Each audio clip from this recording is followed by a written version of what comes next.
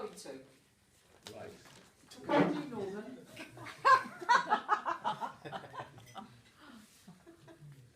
There's a famous seaside town called Blackpool, which is noted for fresh air and fun.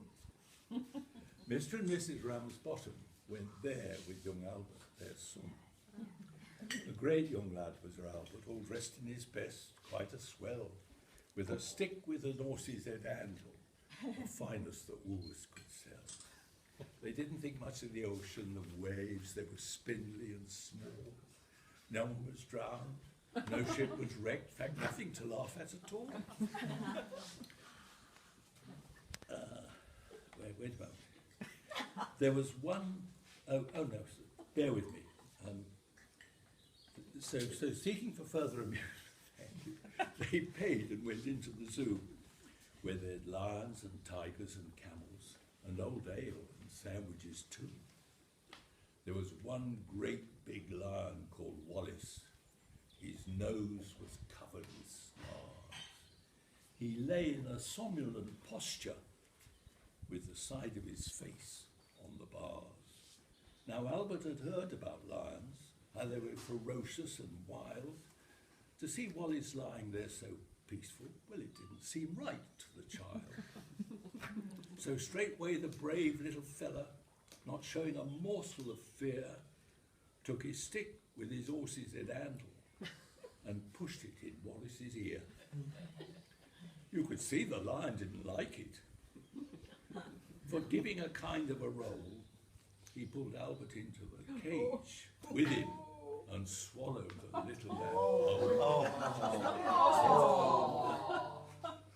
Then Pa, who'd seen the occurrence and didn't know what to do next, said, "Mother, yon lion's it Ed Albert." And Mother said, "Well, I am vexed." Then Mr. and Mrs. Ramsbottom, quite rightly when all's said and done, complained to the animal keeper, "That there lions eat my son." The keeper was quite nice about it. He said, "What a nasty mishap.